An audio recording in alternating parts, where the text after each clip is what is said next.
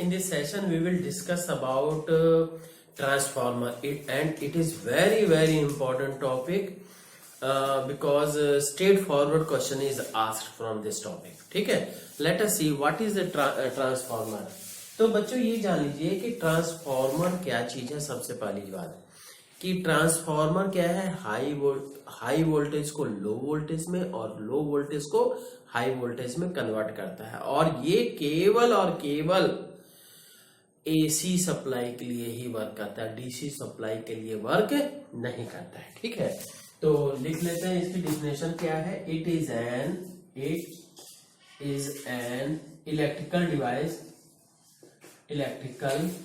Device which is used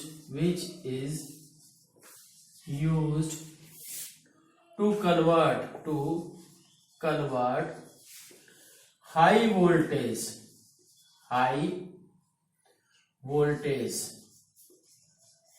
ठीक.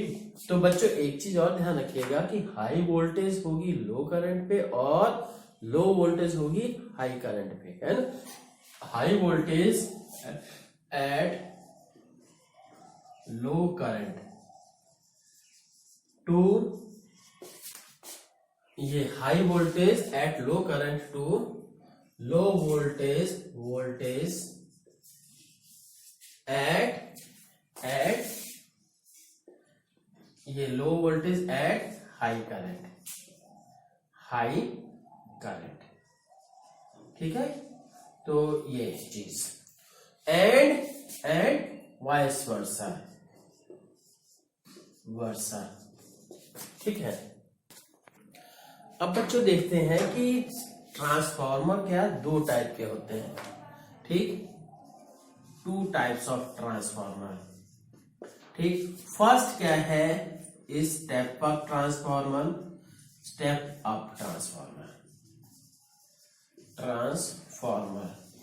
ठीक, तो स्टेप अप मतलब सिंपल सी बात है, बढ़ाना, है ना. और स्टेप अप की मतलब इनपुट वोल्टेज को जो बढ़ाता है, that is called step up transformer. It increases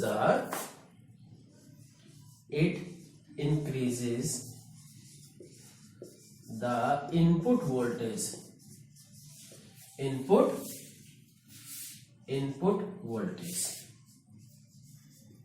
ठीक, ये इनपुट वोल्टेज को बढ़ाता है और आपको ये पता होना चाहिए वोल्टेज अगर बढ़ेगी तो निश्चित सी बात है करंट घट जाएगा. ठीक है, और इसी तरह से क्या सेकंड क्या है, स्टेप डाउन ट्रांसफार्मर. तो ये क्या, it decreases the input voltage. ठीक है, ये इनपुट वोल्टेज को डिक्रीज कर देता है. कहां, एज ए आउटपुट में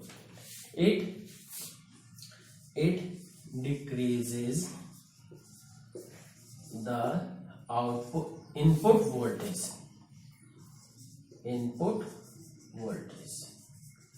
ठीक है, इनपुट वोल्टेज को ये डिक्रीज कर देता है, उसको हम स्टेप डाउन ट्रांसफार्मर कहते हैं.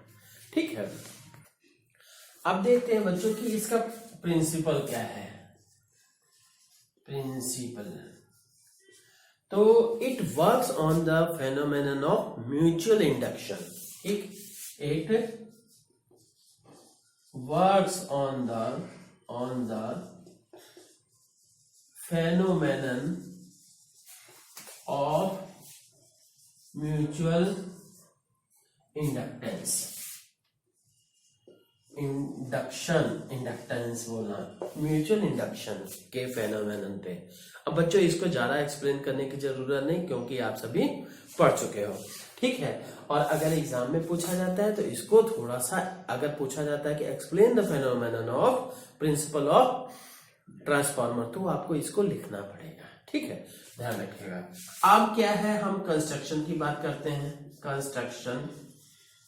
ठीक, तो कंस्ट्रक्शन में क्या, दो कंस्ट्रक्शन इसकी बहुत सिंपल है कि दो कॉइल्स होती हैं, एक प्राइमरी कॉइल और एक सेकेंडरी कॉइल, और दोनों के बीच में क्या है, दोनों किसके ऊपर वाइंड होती हैं, एक सॉफ्ट आयरन लैमिनेटेड कोर। ठीक है, तो इसी की बात करते हैं। सबसे पहले क्या प्राइमरी कॉइल किसे कहते हैं? प्राइमरी कॉइल, ठीक, it is a coil across which input is supplied to the circuit. It is the coil across which the input is supplied, जिसके अक्रॉस इनपुट सप्लाई किया जाता है। ठीक है, और दूसरी तरफ हम कहें कि ये सेकेंडरी कॉइल क्या है? सेकेंडरी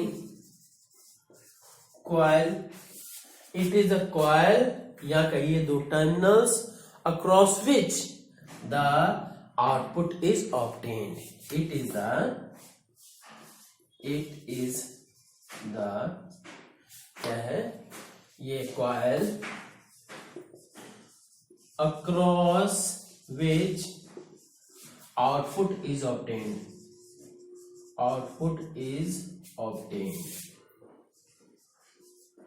जिसके अक्रॉस हम क्या है? आउटपुट हम ऑब्टेन करते हैं। ठीक है, तो ये चीज है।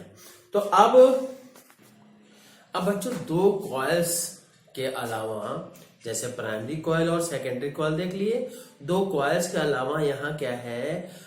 Soft iron laminated core use की जाती है। ठीक है, सॉफ्ट आयरन, थर्ड पार्ट जो है इसका सॉफ्ट आयरन लैमिनेटेड कोर।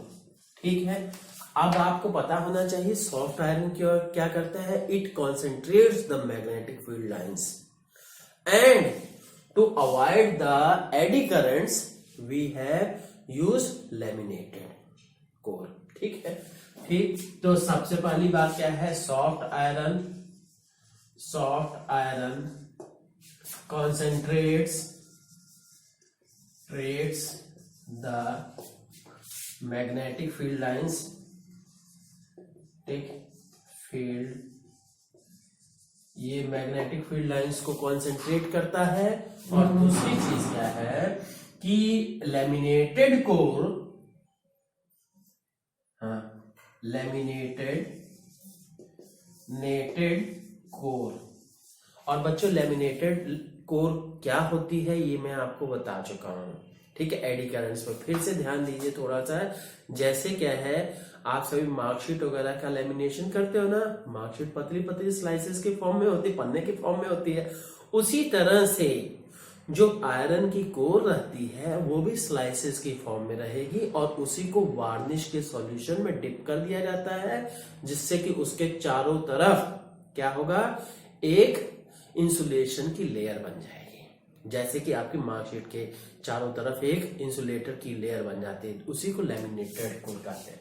ठीक है, लैमिनेटेड कोर इट रिड्यूसेस ये क्या करता है? Laminated core it reduces the eddy currents. ठीक है, अब देखते हैं कि कोर की बेसिस, कोर का और कॉइल्स का कैसा अरेंजमेंट रहता है। ये दो तरीके से अरेंजमेंट हो सकता है। ठीक, now let us see the types of arrangement.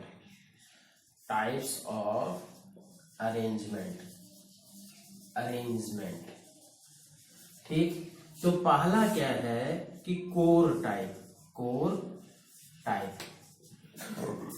Type में क्या होता है? In this the primary and secondary coils are wound on the separate limbs of the core. In this the primary and secondary coils are wound on the separate limbs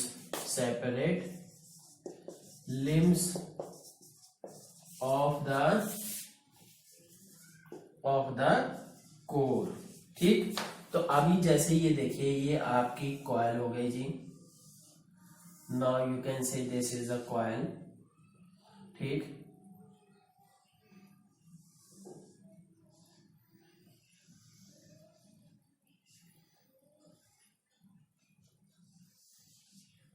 ये तो coil हो गई और इसमें क्या है, इस तरह से वो हो गए सॉफ्ट लेमिनेशन वाला कॉइल। ठीक, ये हो गया जी। ठीक, तो इस तरह से अलग अलग लेयर्स है ना। तो अब इस सब में ये क्या है, एक तरफ इधर क्या हो गई, this one is the primary coil and this one you can say this one is the secondary coil. ठीक है, this is the you can से CP, CP stands for primary coil and this is the CS called secondary coil. और इसमें क्या ये हो गया input, this is you can से input AC and there will be output. Is that clear? तो अब सेकंड देखते हैं, shell type.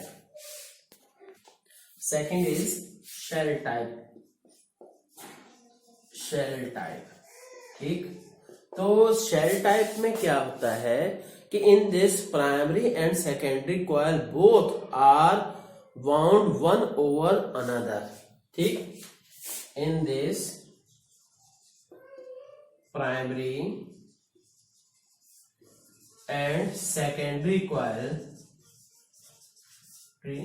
coils both are wound one over another, एक दूसरे के ऊपर वाउंड किया जाता है। ठीक है, तो अब क्या है, तो इसमें इससे क्या होगा कि सारी के सारी मैग्नेटिक फ्लक्स जो होगी, प्राइमरी से रिलेटेड जो मैग्नेटिक फ्लक्स होगी वही सेकेंडरी से रिलेटेड भी होगी। ठीक है, तो देख लेते हैं जी, जैसे कि इसमें क्या है, ये थोड़ा सा स्ट्रक्चर दूसरा टाइप का होता है ना। सॉफ्ट आयरन, ये सॉफ्ट आयरन कोर हो गई हमारी। ठीक, ये इस पे क्या है, ये हम कर देते हैं, this one is the you can say this one is the primary coil, CP you can say, and there will be the secondary coil, this one be the CS। Is that clear? And this one is the core. Clear बच्चों? तो ये मतलब क्या है, core के basis पे transformer दो type का होता है, एक शेल टाइप और दूसरा कोर टाइप।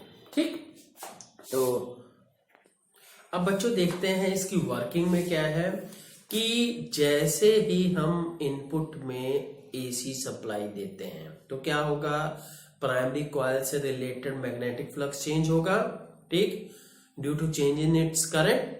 तो as a result the magnetic flux related to secondary coil will also change. ठीक, as our final result there will be induced EMF across the secondary coil। ठीक है, तो इसका सिंपल सा हम ये दो लाइन का लिख देते हैं कि as AC alternating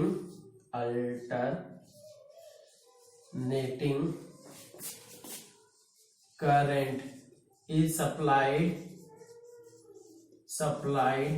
to the as alternating current is supplied to the, किसको सप्लाई किया जाता है, to the input current, inputs या कहिए to the primary coil, then the ये क्या होगा, input alternating current is supplied to the primary coil, then the magnetic flux related to it will change, then the magnetic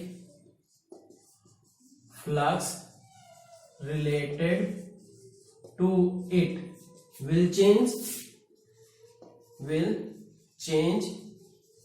ठीक, since ये क्या है, since primary coil and secondary coil both are inductively coupled. दोनों क्या है कि मतलब दोनों की वो जो मैग्नेटिक फ्लक्स होगी एक दूसरे से रिलेटेड होगी।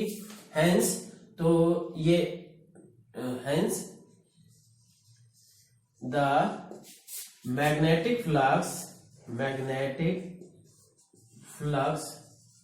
related to secondary will also change. To secondary coil will also change. Coil will also change. ठीक है, ठीक। As a result,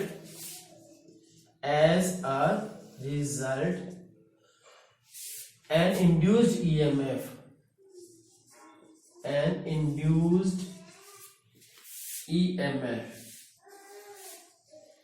will be, as a result, an induced EMF will be produced. Induced EMF will exist across secondary coil। ठीक है बच्चों, तो इतना सा मतलब क्या है, वर्किंग हो गई। अब इसकी थ्योरी देखते हैं कि मतलब फॉर्मूला वगैरह क्या है। ठीक है, लेट अस सी। अब बच्चों देखते हैं इसके मैथमेटिकल पोर्शन के लिए क्या है कि आपको पता होना चाहिए कि इंड्यूस ये since there is a change in current related to primary coil, so there will be induced EMF due to self induction, है ना। तो हम बात करते हैं क्या, induced EMF। now induced EMF across primary coil CP कर देते हैं। ठीक, across CP that will be equals to E1 equals to minus N1 d phi by dt। ठीक है, this is the phi is the flux related to primary coil। ठीक, now this ये अब due to this change in flux there will be also induced EMF across the secondary coil। ठीक, due to which phenomenon, now due to ये mutual induction के कारण से उसके आवाज भी हुआ। ठीक है, म्यूचुअल इंडक्शन के कारण से बच्चों ये जानिए कि उससे रिलेटेड मैग्नेटिक फ्लक्स चेंज हुआ और उस फ्लक्स के कारण से इंड्यूस्ड ईएमएफ हुआ। तो वो म्यूचुअल इंडक्शन के कारण से इंड्यूस्ड ईएमएफ हुआ, पर यहाँ पे क्या है, ये सेल्फ इंडक्शन के कारण से हुआ, है ना। तो इंड्यूस्ड ईएमएफ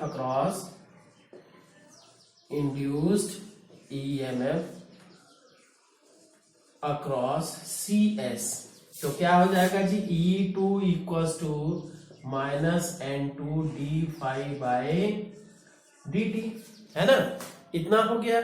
अब क्या करेंगे, ठीक है, अब क्या कर देंगे जी बताइए। ठीक, तो ये हम कह सकते हैं कि ये हो गया। तो आप ये कह सकते हो कि induced EMF E1 that will be equals to, अगर कह देते हैं कि इन प्राइमरी कॉइल का रेजिस्टेंस 0 है, लगभग निग्लिजिबल है। ठीक, then the induced EMF in primary coil will be equals to the input voltage या input. So if the resistance of CP is negligible, then E1 will be equals to, जो input ये induced EMF across in ये primary coil will be equals to applied EMF, या कहिए input voltage. ठीक, तो बच्चों अब ये है, इसी को हम कर रहे हैं, और ये इनपुट वोल्टेज हो गई, और ये E2 क्या होगा, that will be the output voltage and also. ठीक, तो यहां से ये आल्सो E2 को तो हम कहेंगे क्या है, that is the output voltage. ठीक, अब क्या है, since flux related to both will be same equal, क्योंकि हमने अरेंजमेंट ही ऐसी की है कि मैक्सिमम 99% फ्लक्स दोनों की सेम रहेगी। तो इसलिए क्या है, सो फ्रॉम ये you can say this is the equation number 1, this is the equation number 2। तो ये क्या हो जाएगा कि डिवाइडेड 2 बाय को 1 से हमने डिवाइड कर दिया, 2 को हमने 1 से डिवाइड कर दिया, तो क्या हो जाएगा, that will become equal to क्या हो गया, E2 by E1 will be equals to N2 by N1. E2 by E1 will be equals to N2 by N1. Clear? तो ये चीजें हो गई। तो अब यहां से हमने क्या किया जी, तो ये हो गया। तो आप ये भी कर सकते हो, क्योंकि E2 क्या है, आउटपुट है, और ये E1 इनपुट है, तो इसको क्या है, और आप ये भी कर सकते हो कि output voltage divided by input voltage will be equal to N2 by N1। ठीक, अब कुछ थोड़ा सा स्टेप अप और स्टेप डाउन में हम देखते हैं कैसे क्या डिफरेंस आता है ना। अब यहां पे क्या है, दिस N2 बाय N1 जो है दैट इज कॉल्ड, इसका दूसरा नाम भी क्या है, ट्रांसफॉर्मेशन रेशियो।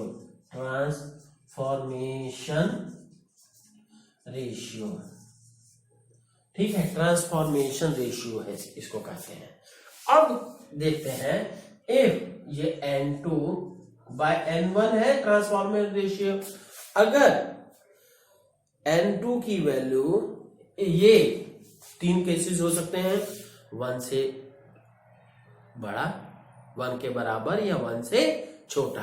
तो हम कहते हैं पहला केस क्या है कि ये केस 1, तो फर्स्ट पार्ट क्या है, N2 by N1 is greater than 1, मतलब number of turns in the secondary coils are greater than, तो अब क्या है, then V2 by V1, sorry हमने E लिया है, तो E2 by E1 will be greater than 1, तो इसका मतलब E2 will be greater than E1, मतलब क्या हुआ, it means the output voltage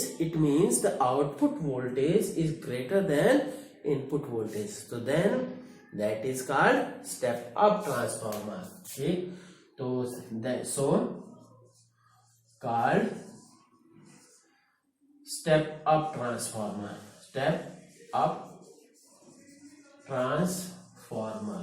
ठीक, तो इसको हम क्या कहते हैं जी, स्टेप अप ट्रांसफॉर्मर। हम कहेंगे क्या कि अगर N2 की value N2 by N1 is less than 1, then E2 will be less than 1, तो आप कह सकते हो E2 will be less than E1। What does it mean? It means the final voltage, output voltage decreases. So called ये step down transformer,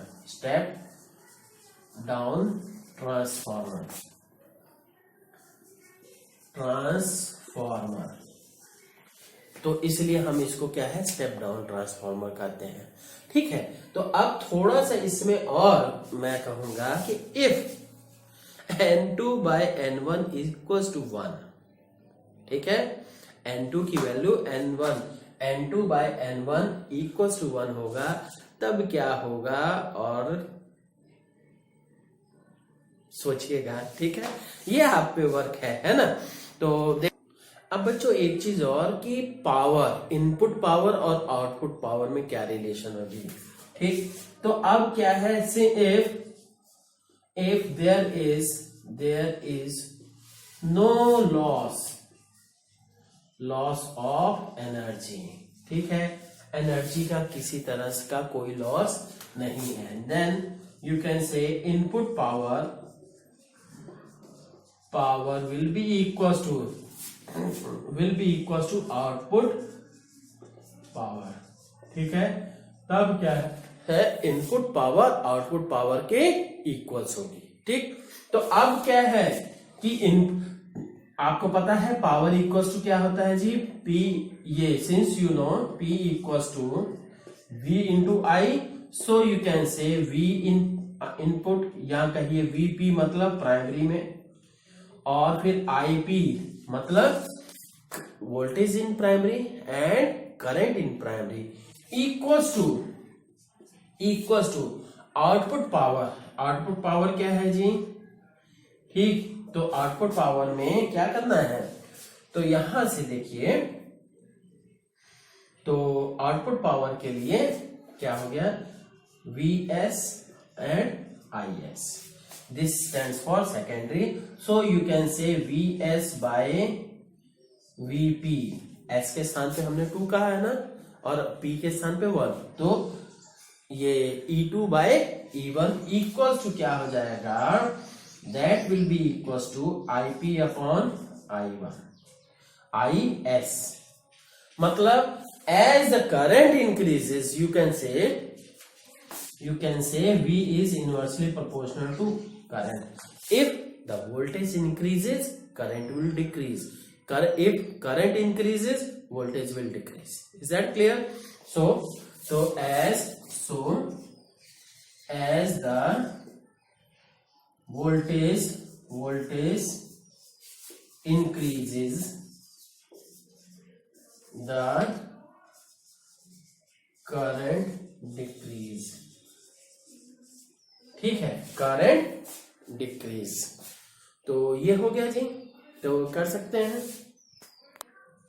और बच्चों, so as the voltage increases the current decrease and vice versa, ठीक है, and vice versa.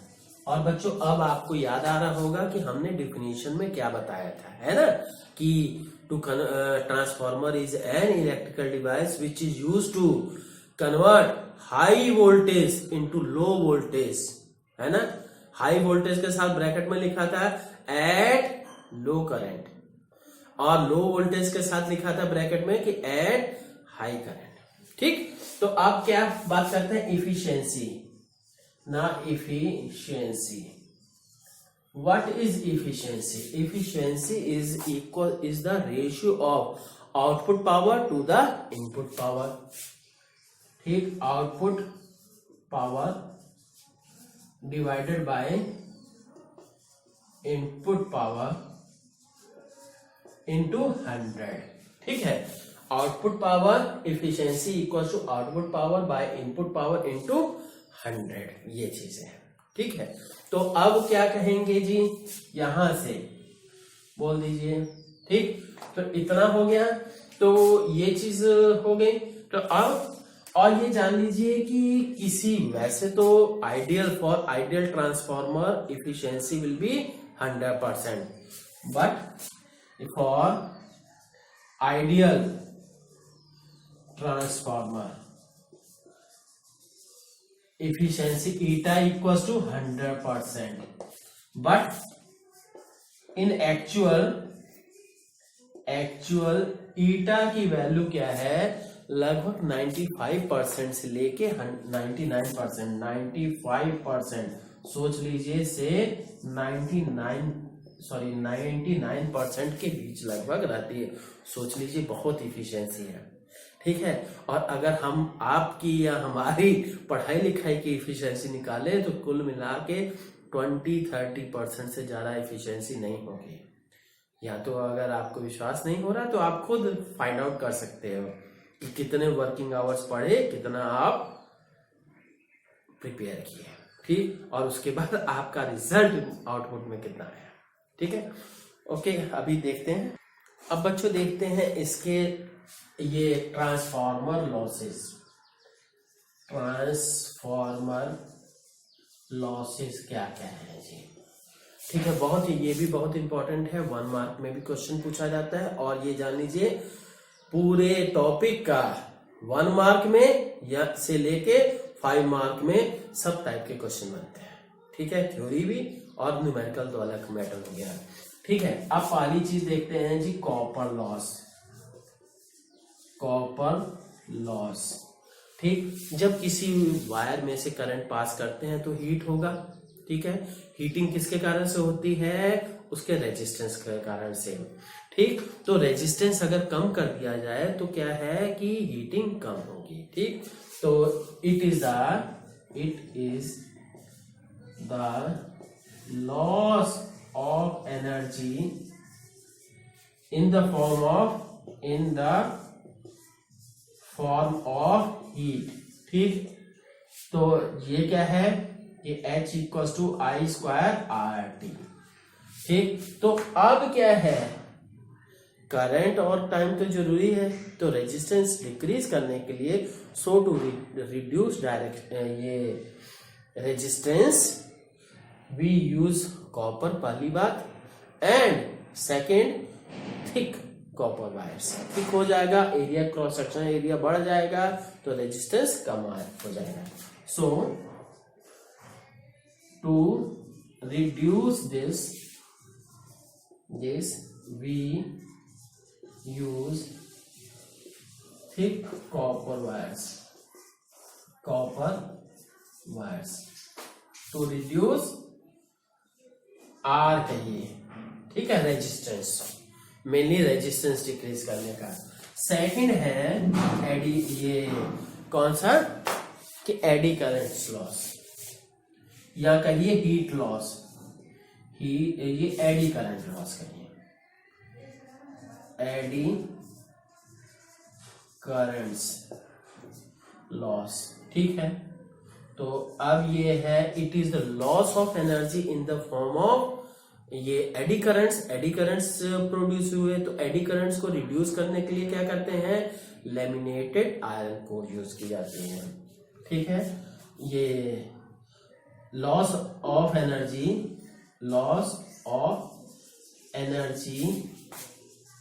in the form of eddy currents। किसका eddy currents? In the form of eddy currents of in the core कहिए, eddy currents in the core में eddy currents जो है can be reduce, ये can be minimized, can be it कर लीजिए, it can be minimized by laminated iron core, laminated iron core. ठीक है, laminated iron core के कारण से क्या है, ये हम करते हैं। ठीक, और नेक्स्ट है थर्ड पॉइंट कि ये hysteresis loss.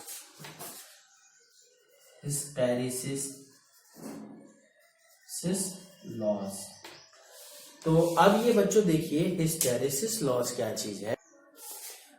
It is the loss of energy due to continuous magnetisation and demagnetisation of the core. ठीक है, कोर बार बार मैग्नेटाइज हो रही है और बार बार डीमैग्नेटाइज हो रही है। और आप सभी पढ़े हैं कि जो लूप, हिस्टेरिसिस लूप के अंदर का एरिया है that will be equals to the energy lost per cycle। ठीक है, तो इसलिए क्या है, हिस्टेरिसिस लॉस को रिड्यूस करने के लिए, मिनिमाइज करने के लिए हम क्या है, ऐसा मटेरियल का यूज करते हैं जिसका जो लूप का एरिया मिलता है, ऐसा आपको याद होगा कि इस तरह का है। ठीक, ये एरिया जो है जितना ज्यादा होगा एनर्जी का लॉस उतना ज्यादा होगा, और ये एरिया जितना कम होगा एनर्जी का लॉस उतना ही कम होगा। तो इसलिए क्या है, हिस्टेरिसिस लॉस। ठीक है, it is the loss of energy due to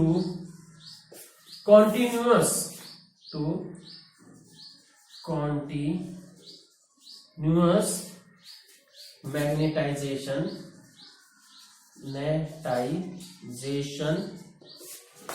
and demagnetization of iron core। Iron core. ठीक, तो अब क्या है, how it can be minimize. तो to minimise this,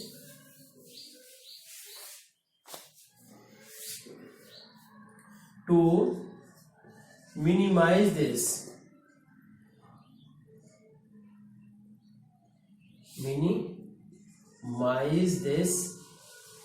we use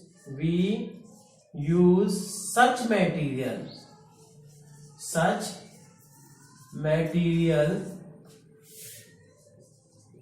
which has क्या है, which has minimum area of hysteresis loop, which has minimum area of hysteresis loop। ठीक, hysteresis loop का मिनिमम एरिया है। ठीक, तो अब ये है, इसके बाद फ्लक्स लीकेज है ना। तो फ्लक्स लीकेज को मिनिमाइज करने के लिए हम सब कोर टाइप या शेल टाइप ये कोर को यूज करते हैं। ठीक, तो flux leakage what is the flux leakage? It is the loss of magnetic flux. ठीक, it is the loss of magnetic flux related, it is the loss of magnetic flux related to, किससे related जी? it is the loss of magnetic flux related to primary and related between कहिए, between primary and secondary coil। Primary और secondary coils के बीच जो है relation की बात, ये कम है। तो अब क्या है, इसको मिनिमाइज करने के लिए, to minimise this, secondary coil and primary coil both are wound one over another on the same limb of the core। ठीक है, सेम जैसा शेल टाइप में बताया था। टू मिनिमाइज दिस, हाँ, to minimise this the secondary coil and primary coil, the coil both are wound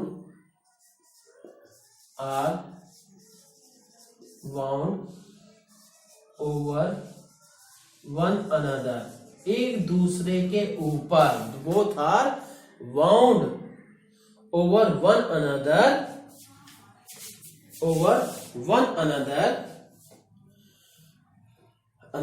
on the same limb of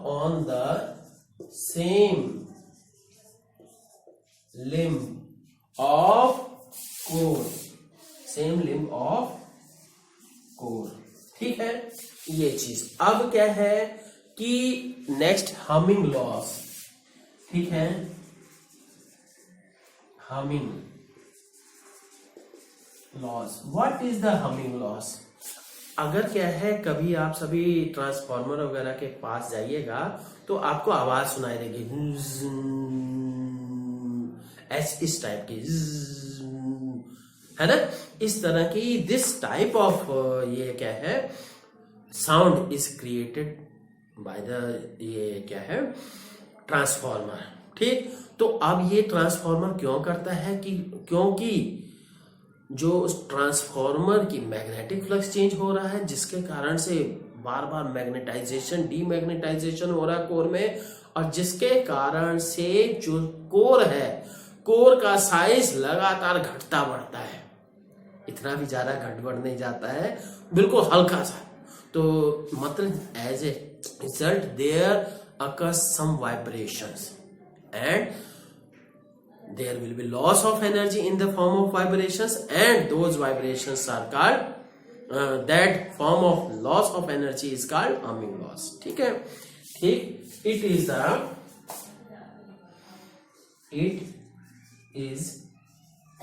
the loss of energy in the form of humming sound. Humming sound due to continuous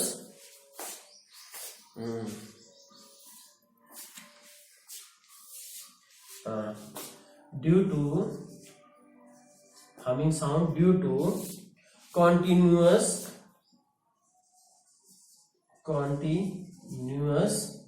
ये lengthening and shortening of iron core. Continuous lengthening, LENGTHE, lengthening and shortening